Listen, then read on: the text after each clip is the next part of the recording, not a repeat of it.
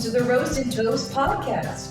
We are your hosts, Jennie, David, and Philip.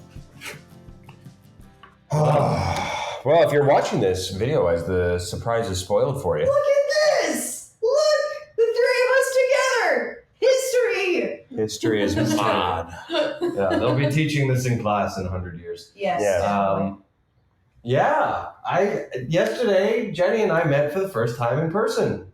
Crazy. Because I feel like I know you decently well now. We've been hosting a podcast together for a year and a bit. And I have gotten I've known you even longer. You're the first person I've ever bought gifts for who I've never met in person. It's one step removed from a pen pal, no? Like, you guys are like the best pen pal energy. Yeah, definitely. Yeah. It's the modern day pen pal. So, again, if you have not, if you're not watching via the video that we will be releasing, I think is in a joint effort. If you're not watching that, hello. We are all three in the same room, in the same state, in the same country. I should have gone country, state, whatever. The point being, we're in the same room. That's how close we are. In an Airbnb. A very nice Airbnb. Yeah. Shout out to a friend of the podcast, my girlfriend, for helping us all find that. But we are all in California for one day. Then plans will change, we'll disperse, we'll go about our lives. But we made it happen. We are all here, live and in studio, in person. I guess we'll probably all recap, weirdly enough, this trip in like a what did you do this week in a later episode. So besides the monumental occasion of us all being together, what the hell did you all do this week? Or like besides this? Besides the, well, for you that's probably a bigger thing of like this than like me and Jennie. Yeah, I mean, this is this. Like before this, I was at work on Saturday night and I was packing. But other than that, it's this. I was traveling across the ocean. How was your dinner? Your on-flight dinner? Not good. It was not good. No, like sometimes you get good airplane. I'm a believer that these days you sometimes get good airplane food. I used to always be quite happy, but this was not good. No, it was whenever you get pasta on an airplane, it's always overcooked, and the sauce is rarely any good. And they were out of the other option, whatever it was. So I had no choice but to get the pasta, and it was not good. Oh, I'm sorry. That sucks. Yeah. Jennie, how was yours? How was your trip? My trip was lovely. I only traveled for an hour. Yeah, same. Got some free graham crackers in a bag. That was nice. I got 3 of those free graham crackers, the best kind. 3 is free. I loved it. I was actually quite shocked. Jennie, you came for one night. Philip, you for 3. So you less so, but Sora is also here. Yes, friend of the podcast, my girlfriend. Yes. The amount of luggage that. The size of the luggage that you and Sora brought for one night didn't surprise me. I am a notorious overpacker. And so am I. But still, I was like... Well, I'm always a person who wants to be prepared for every potential situation. So if it snows, if it hails right now in California, you're prepared. Oh, yeah. She's ready. I'm not ready for that. Any indicator that it's going to be cold with snow, I am prepared, even if it is the middle of March and it's nice and sunny out. I had the challenge of packing for, because I wanted to have space in my suitcase to take back lots of Trader Joe's snacks. I had the challenge of packing for LA sort of warm-ish March weather, Mexico, which I'm going to next week, hot weather, and then Kentucky, slightly cooler but not quite cold weather, which I'm going to the week after that. So big vacation I'm on right now, and I had to pack very carefully. Very nice. Yes. Besides this monumental thing, so at my work, I see a wide variety of customers and doing a wide variety of things. The 2 that stuck out for me this week was that actually interfered with my life. One, you know those bone headphones where you wear them at like temple of your thing, and I'm very ear conscious, being as how this is a livelihood of mine, that I have an audio forward thing. So I'm trying to preserve my ears. So that's something that had never really come to the front of my mind, but I certainly wanted to try. So I've tried it. And having recently paired with having that in my life, wearing those headphones, I was at my job and one customer was sitting next to me and was wearing these headphones. and just was completely counterintuitive to the whole design and what the product is, had the bone headphones in the ear holes. Oh, I could not wrap my brain around it. I was like, what is even an equivalent of this? Like using a fishing rod for a cow? Like I don't know what the equivalent is of completely using the antithesis of what the product was made for. It's like specifically do everything but put them in your ear. I don't know. Anyways, that was one. I probably would have made the same mistake personally. Yeah. I've never used that type of headphones, so I wouldn't have known. Well, but now I do. I do now. And then the other one that I'm curious about how you both feel. I looked over and I saw a customer, and their screensaver was of themselves. And it wasn't, and here's the kicker, as I've seen that before, but it's usually in a couple. This was just him. Like I looked down and I was like, oh, there's no kid. There's like nothing. Is it possible that it was their twin or something? I mean, it would be like the twinniest of twins. Like it was an older, like in 40s, a 40-year-old man. So I mean, the fact that they would look that similar still, I don't know. It was, I could not get over it. I was like, I feel like is that the most narcissistic one can be to be, or is that like a safety measure to be like, oh, whose phone is this? Well, it must be his. But even then, I don't think I would think it was them. I would think it's like a significant other. Not like looking at like, oh, where's this person? It's just him. There's like no other person. Just him, and like, albeit, I think in the mountains, like, but it's a full profile. You can definitely tell it's him. I was looking at the same person from the left up to the screen down. It was wild to me to just be in the presence. The only case where it's acceptable to have a photo of yourself as your screensaver or your background or your lock screen or whatever is if you're doing something spectacular, like if it's you skydiving or if it's you. That makes sense. Skydiving. just skydiving. Bungee jumping is Nothing also else. acceptable. It's something extreme, like then maybe. But if it's just you, a portrait, then no. One cannot imagine a world where you would have that. I just thought it was the most self-centered thing I've ever seen. All right, let's move along to speaking of self-centered, let's move along to the main topic.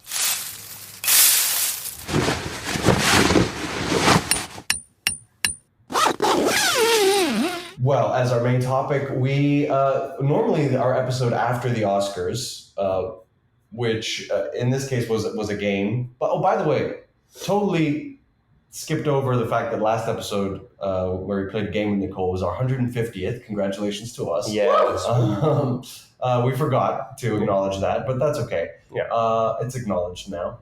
We've acknowledged And normally our episode that we record after the Oscars is a review of the Best Picture winner, which in this case was Oppenheimer, which we already reviewed as part of our Barbenheimer combined Movie review that we did last summer. So it's already done. We're not going to do it again. What we are going to do instead is do a review of the Oscars ceremony itself, which I thought in general was pretty good. Like it was an entertaining Oscars ceremony. Yeah, no slaps, no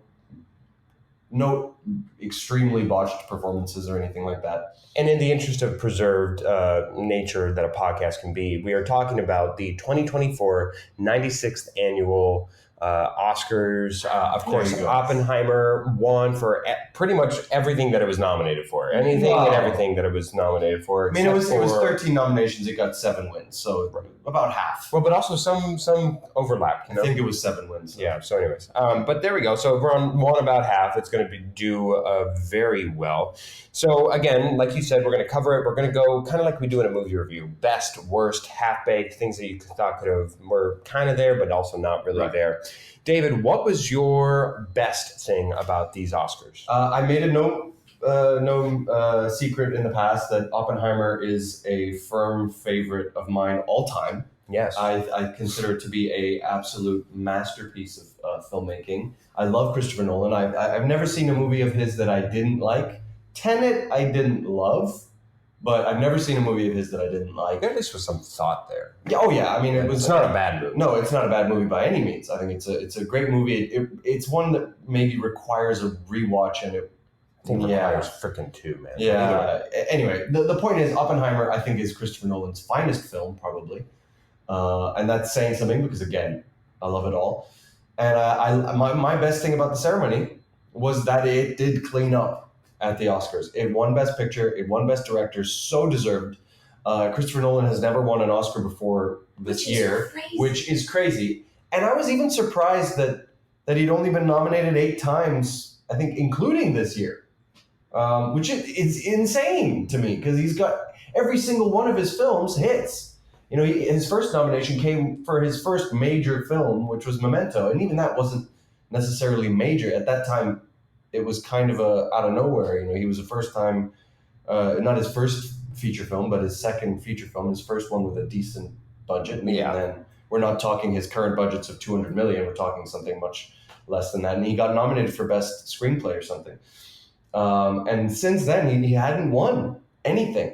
And even then, like some of his amazing films didn't even get nominated. So I'm just glad to see. The best thing about the ceremony was he finally got his Oscar. He got 2, personally, as a producer of the film for Best Picture and as a director. So deserved. So that was the best thing about the ceremony, was to see Oppenheimer do as well as it did. I was watching the UK broadcast, and instead of cutting to commercials, they would cut to a studio where some British pundits would talk about, you know, what they thought about, like, the awards that were just given out, what's coming up, etc. And one of the guys was saying that, he thought Oppenheimer was really good, but he didn't think it was that good. Like, it's not that good of a film. I was like, this guy is an idiot. Every take that he had throughout the ceremony on everything, like, I was like, this guy is an idiot. Every broadcast needs another side, and every broadcast needs an idiot. It's why I guess. I mean, it kept me like angry and engaged. So I guess that's the point. Anyway, that was my best thing. Jennie, to you, what was your best thing? Well, I am a part of the crew that loves the Godzilla franchise. Yes. And I forgot that this would have been her favorite yet. Yes. Well, just like it was the thing that stood out to me the most. Just growing up, loving Godzilla with my brother. He's the big fan. He's the reason I love it so much. Just to finally see it get an American Oscar after existing for 70 years in film. 70 years. To get an Oscar it was a wonderful moment. And also their shoes were incredible. Side note, we actually talked about this in our last episode, which you weren't present for. Mm-hmm. In my game, one of the questions was how many Oscars has a Godzilla movie ever won? Right. It was an over and under nominated, game. Nominated. And this was the first one ever to be nominated of any, and include the American Godzilla movie. I was going to say how appropriate that it's going to be going to an actual Japanese foreign version of it. So so yes, congratulations to Godzilla on not only the nomination but the win, now forever etched in history. My favorite thing, the best thing I thought about the Oscars, since both of you kind of went overwords, I'm going to go directly into this specific show. John Cena's naked skit for costume design, I thought was absolutely fantastic. Bold. Honestly, that was a half-baked for me. So bold. That was a half-baked for you? That was a half-baked for me. Interesting. Yeah. Okay, so the reason why I thought it was good, and then we'll transition to half-baked for you, Jennie. Yeah. I thought it was the best thing because I thought that it was incredibly bold. I think it humanizes. I think part of the fun for the public and like why you get invested in the Academy Awards beyond just validating your own opinion and being like, oh, I saw this was great, what have you. If you're not the self-righteous snobs that me and David are, the movie critics, then I think what would draw the general public in is the bringing down, the humanizing of these movie stars who we all idolize, who we all make into grandiose people more so than they already are. And for John Cena, I thought it helps to humanize him and make him more of just a relatable person that obviously would otherwise just he's built like a freaking brick house, like just chiseled beyond belief. He's an Adonis god, what have you. And of course, obviously he's going to, he wants to show it. I think it's a win-win where it's like one of those like, oh my good God. But then you see everything, that none of that's prosthetics, all that stuff. And then he just comes out and he delivered it very well. I thought it was a great concept. Oh, yeah. I'm surprised that it took nearly 96 years for that to, maybe the first 60 years I would understand why it never was a joke, right. But getting into this one, I think that's hilarious. So I just thought it was a great conception. I thought it was the best person to choose. And I thought it was just a clean joke. It's hilarious. And then as soon as he says costume design, you're like, oh yeah, that's hilarious. That's of course it would go there. Costumes are that's all that was needed. And even Jimmy was like, all right, we'll go to that. That was funny. That was it. That was all. Okay, well, why don't we just jump into why Jennie thought it was half-baked? I for me, it was just a different experience. Like I mean, of course, I do agree with you that John Cena is hilarious. The man has amazing comedic timing. Yes. It just, I don't know. I feel like there's other things that could have gotten just a little more attention, and having our attention on John Cena's naked body, I was like, this feels wrong for me personally.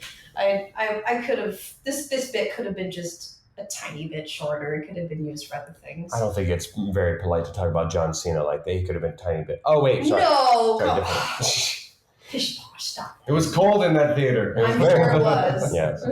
All right, so that was your half-baked. David, what was your half-baked? We're going to jump into half-baked. Yeah, Why not?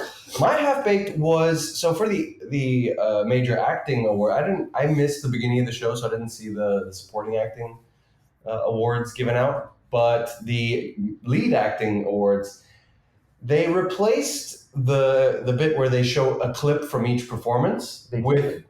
Huh? They did? Yeah, so they didn't show clips from each performance. What they did was they invited 5 previous winners of Best Actor. It's still recorded. I think it's... Okay. Pause for screensaver. There we go. Yes. You're watching the recorded version. Yeah, You're getting the entire Yeah. So they had 5 previous Best Actor winners or Best Actress winners come out, and each one of them said something nice about one of the actors nominated. What ended up happening, though, was that some actors had prepared a little quick thing like, Bob Smith embodies the blah, blah, blah, the essence of the true character of the work of blah, blah, blah, blah, blah. And they had like this written out something and memorized it and said it. And then you had other former Best Actor winners who were like, look at this guy. He's amazing. Everything he did so well. You did so good, you know? And so you had like different, but overall, variation. None of them were really saying anything that we hadn't heard. Like it's normally what the person who introduces the award just goes, the actor's job is to bring to life the essence and blah, blah, blah, blah, blah, you know, like what they would normally say, except we had to hear it 5 different times about 5 different people. Show us a clip of them acting. That was fine. Do that again. This new idea of having 5 people come out and like say something nice. It's like, no, we didn't need that. We really didn't need that. I thought that was such a half-baked idea. Take it back, guys. Go back to what you were doing before. Show us a clip of them acting. That's what we want to see. Yeah, that was super half-baked. This may be my own half-baked idea, but I am an agent of chaos. And so I think it was my half-baked idea for the Oscars, weirdly enough, is I wish Dune 2 had come out on its original timeline of October 2023 instead of March 2024 when it actually does, and wrecks Oppenheimer's dominance by coming out on that original time. Because had it come out on that original timeline, at the bare minimum, it would have split a lot of stuff, and it would have taken away from Oppenheimer. Interesting. And it's so funny how life works out like that, where there's like a dominance of a movie that then will go forward. You think that would have been a good thing? I just think it would have been fascinating. I still think Oppenheimer's so far, like, I I enjoyed Dune 2 to my own surprise, because Dune 1 was a crap fest. Right. Yeah.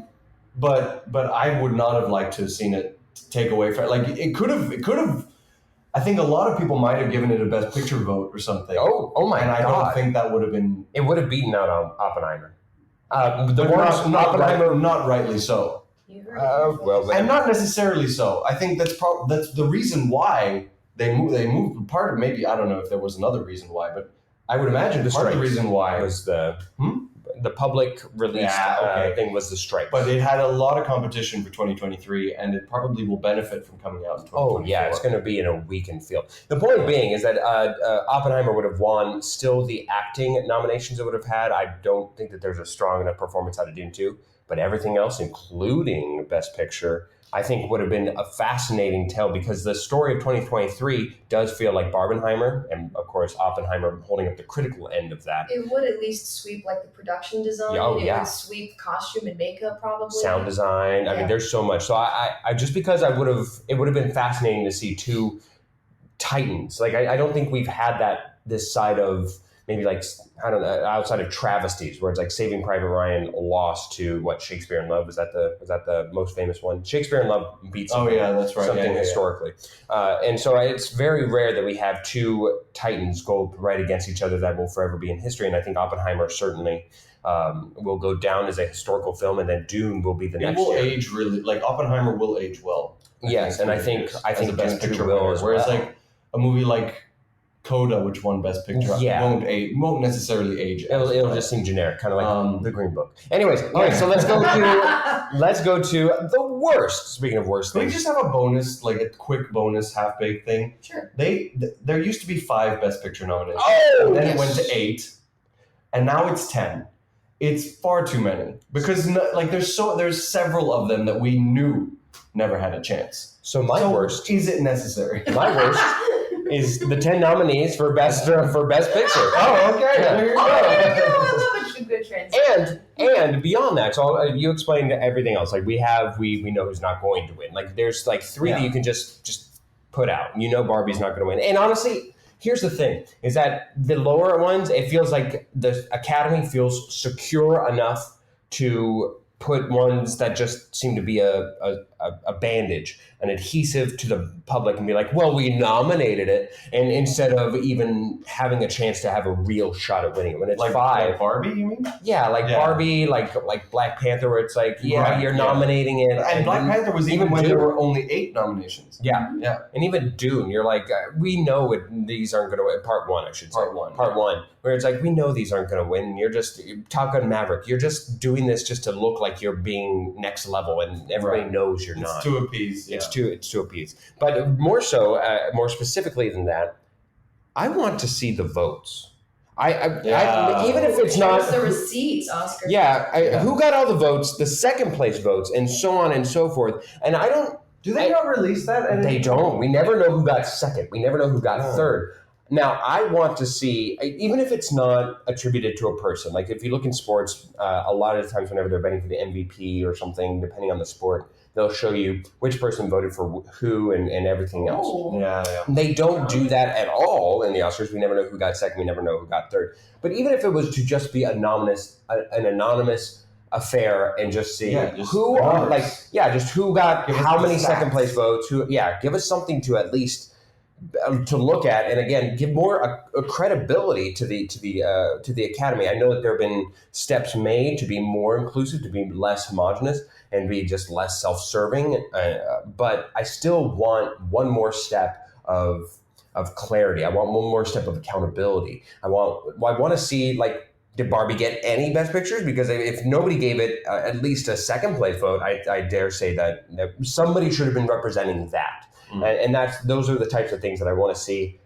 What was like the absolute worst of the field? Even something like that, I would be interested in. So I mean, Well, that's what the Razzies. I don't think everyone wants to know what the worst of the field, but yes. Well, that's what the Razzies are for. The Razzies but the Razzies is a bit more of a joke. It's a bit more like there are half decent movies that sometimes win Razzies. Mm-hmm. You know, Fair. And Jennie, close it out. What's the worst thing about this year's Oscars? How did you two feel about the In I haven't said Memoriam my worst section? thing.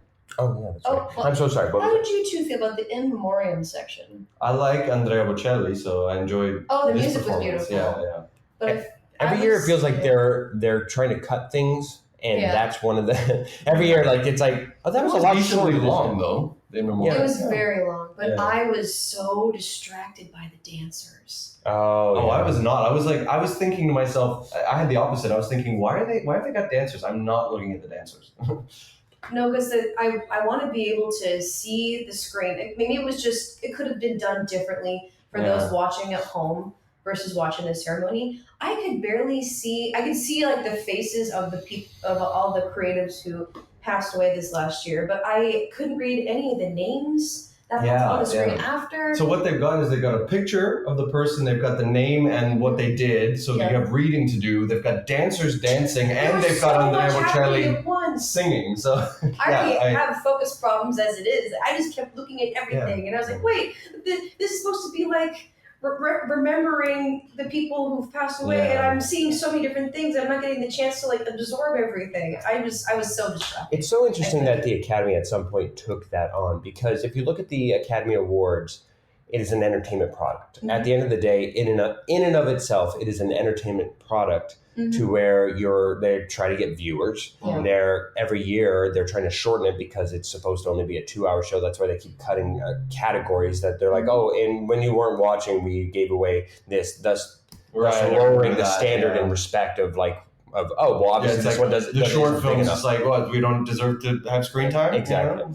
Yeah. And so, but one thing that is a fascinating introspective is that the in memoriam by itself should be one of the more respectful things, and no matter what you do, even if you are trying to be more entertaining, quote unquote, during that, because undeniably there is a segment of the population who would be watching, that we're just watching for whatever the big awards are, that will go to the bathroom and will go get appetizers, will go chat away during the in memoriam thing. So it's, and as a TV product, you would want not to have that. So it's a very delicate balance. I don't know how you maintain respect while also maintaining, quote, entertainment. Well, having the Bocellis that helped. would have been fine. Yeah. But the Yeah, dancers the were singing- unnecessary. The singing was great, and it's a nice song, and it's Yes. Beautiful. Yeah. I wasn't, but for me, I had the opposite. I was like, and it was aware that they were dancing, and I was like, but I'm like, I can't watch the dancers. Why are they there? You know, I'm not watching their beautiful choreography. You know, Right. because I'm busy reading. Reading and trying to figure out who they are. And, oh wow, they must have been associated with that. My worst thing. Yes. Go I ahead. spoke about this in the preview. American Fiction, I didn't think was deserving of any of its nominations. Really? I was in It Sterling K. won for best. Is it a best adapted? Best adapted, Best yes, because it is screenplay. now. Which I wasn't shocked because I think you had told me the odds. It was and favored, It was favored, but I was disappointed because I think that the screenplay, Especially for Barbie. Barbie should have won. it felt like when you're watching that movie, I can picture myself in the writer's room where they're going, and then let's have him reconnect with a sister or something. Let's have him reconnect with his sister who lives in a different city. Oh, and then she dies. What about if she dies? You know, and I'm like, this is not... Very disjointed. You can hear the screenplay when you're watching the movie, and the dialogue is not good. There's a whole side plot of the woman who's the caregiver who falls in love with the mailman. Like, there's that whole side plot which is completely unattached to the story. There's the brother who's gay has absolutely no arc in the movie. It's not a good screenplay. It just simply isn't. And I'm not good at writing. I've tried writing screenplays. I'm not good at that, but I still feel like I have really valid justifications for why this screenplay is not good enough to win Best Adapted Screenplay. And maybe the book or the whatever it's based on is maybe the problems lie there. I don't know, but Sure. yeah. Well, overall, though, I would say you think it was a success. I think we all consider Yeah, it I a think success. the Oscars in general. I wasn't that angry, which is a success. Well, I would say the one note that none of us made that I thought one of us would have was that Emma Stone won over Lily Gladstone. yeah, that was also I'm not appalling, but it was just unfortunate because it was a deserved win for Lily Gladstone, and it would have been momentous. You know what I mean? Yeah. So it's not just like even Emma Stone was shocked that she got named. it felt that way, right? Yeah. The exact opposite of Bradley Cooper. Bradley Cooper's best acting performance was when he lost and keeping it together. His reaction whenever he lost the best actor. Poor Bradley Cooper. I know, Bradley Cooper. He's trying He's hard. He's our the next generation's Glenn Close. The next generation's Leonardo DiCaprio. Like prior to Revenant, he's gonna have to Revenant himself somehow. He's going to have to find a weak year, basically. Yeah. That's what The Revenant was. It was a weak year. This year, unfortunately, had he put this Maestro was in strong. this year I think is going to be a very weak year. Because even like Doom how do 2. we know that? Doom 2, there's nothing there. Well, what's fascinating? Sorry, this is one last little tidbit. What's going to be fascinating about this is that the reason why Dune is looking to sweep this upcoming year is because the strikes weren't going to affect this year. Yeah. They were going to affect next year. So this upcoming year is going to be this year. It wasn't going to affect last year. It was going to affect this upcoming year, the 2024 season. So it's going to look like a weak critical film year. So this is another reason why Dune Part 2 will have such a high dominance at the Oscars. It won't really have any other. But what could be interesting next year is strong contenders from the international side. Yes, because the strikes wouldn't have affected them. Interesting. Okay, so so there's a slight preview to 2025. See you next year. Yeah. And let's move along to our mini segment. So we tried this a couple weeks back. Don't look. I'm sorry. Oh, sorry. I'm not reading. I was just... See, this is one of the problems that we have when actually recording in person. You can't look at my this I current can't even setup. read it. Yes. I'm far away from the screen. I can barely In this see current setup, yes. Yes. Anyways, a delight. The one time we'll ever have to deal with this. We tried this a couple weeks ago, a mini segment called Fun Factoid. It was on me. It was supposed to be me. And then I completely misunderstood the assignment. And as recollection came, I did a different mini segment than I was assigned. Right. You did a pop quiz or something. Yeah, I think I did do a pop quiz. So we will try. I will try more appropriately to get this correct. Here's my fun factoid segment that I was long promised, that has been long in the works. Here we go. All right. Smoking a single cigarette shortens your life expectancy by about 11 minutes on average. Wow. Or microwaving a bull tongue within 3 days will cause the reflexes within the tongue to react and cause it to pulse violently. Wait, for how long? Within 3 days, I'm assuming, of its demise. So you microwave it and it'll wiggle or something. Like an octopus? When it's... Now, I'm aware that whenever you give a fact that has numbers, you can just flub the numbers, right? So it could be, in reality, 25 minutes that it shortens your life by. But then there's also, I guess, the number for the bull tongue. But that one's more obscure. I don't know. What do you think? I don't know. These are two pieces of information I have no previous knowledge on, so it could be he flubbed the numbers on it. Fine, I'll give one hint. I've entirely flubbed one fact. So it's completely made up. I'm gonna say the cigarette one is the true fact, and you somehow came up with bull tongue spasms. For funsies, I'm gonna go the opposite. I'll say it's bull tongue. You said you're gonna say bull tongue is fake. Yeah. Okay. Yeah, it doesn't seem like something that would happen if you microwave a dead tongue, that it would then spasm. I'll be different and say smoking is the fake fact. Microwaving a bull tongue is something that I just dreamed of in my imagination. Why would microwaving something make it? Yeah, I don't know. At first it was going to be like something of a chicken, but then I was like, I don't even know what on like a rooster, what the little gobble thing that's the red little. Think of like when people you can get served octopus. Yes. That's still moving. Right. Yes.